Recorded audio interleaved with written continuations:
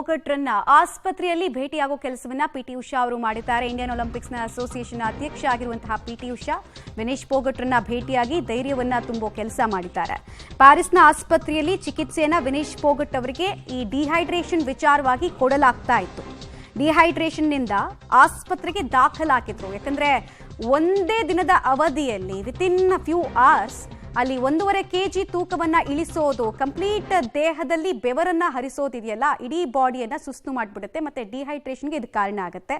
ಪರಿಣಾಮ ಅವರು ಕುಸಿದು ಬಿದ್ದಿದ್ರು. ಸೊ ಅವರಿಗೆ ಆಸ್ಪತ್ರೆಗೆ ದಾಖಲಿಸಿ ಚಿಕಿತ್ಸೆಯನ್ನು ಕೊಡಲಾಯಿತು. ಇದೇ ಸಂದರ್ಭದಲ್ಲಿ ಇಂಡಿಯನ್ ಒಲಿಂಪಿಕ್ಸ್ ಅಸೋಸಿಯೇಷನ್ನ ಅಧ್ಯಕ್ಷ ಆಗಿರುವಂತಹ ಪಿಟಿ ಉಷಾ ಅವರು ಆರೋಗ್ಯವನ್ನ ವಿಚಾರಿಸಿದ್ದು ಅಲ್ಲದೆ ಮಾನಸಿಕವಾಗಿ ಈ ಹಂತದಲ್ಲಿ ಧೈರ್ಯವನ್ನ ತುಂಬಬೇಕು, ಜೊತೆಗೆ ಇಡೀ ಭಾರತ ನಿಮ್ಮ ಜೊತೆಗಿದೆ ಅನ್ನುವಂತಹ ಸಂದೇಶವನ್ನ ಕೂಡ ಭಾರತದ ಪ್ರತಿನಿಧಿಯಾಗಿ ಕೂಡ ವಿನೇಶ್ ಪೋಗಟ್ ಅವರಿಗೆ ಹೇಳಿದ್ದಾರೆ.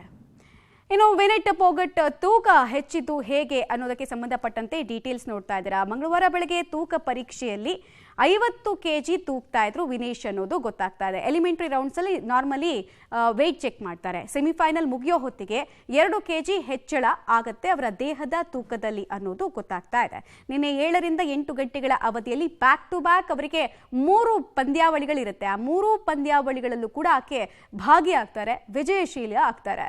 ದೇಹದಲ್ಲಿ ಶಕ್ತಿ ವೃದ್ಧಿಸೋದಕ್ಕೆ ಅಂತ ಈ ಸಂದರ್ಭದಲ್ಲಿ ಕಾರ್ಬೋಹೈಡ್ರೇಟ್ ಆಹಾರ, ಆಮೇಲೆ ನ್ಯೂಟ್ರಿಷನ್ ಸ್ವಲ್ಪ ಜಾಸ್ತಿ ಪ್ರಮಾಣದಲ್ಲೇ, ಪ್ರೋಟೀನ್ಸ್ ಅನ್ನ ಸ್ವಲ್ಪ ಜಾಸ್ತಿ ಪ್ರಮಾಣದಲ್ಲಿ ತೆಗೆದುಕೊಂಡಿರ್ತಾರೆ. ಉಪ್ಪಿನ ಅಂಶವಿದ್ದಂತಹ ಆಹಾರವನ್ನು ಸೇವನೆ ಮಾಡಿರ್ತಾರೆ. For example butter.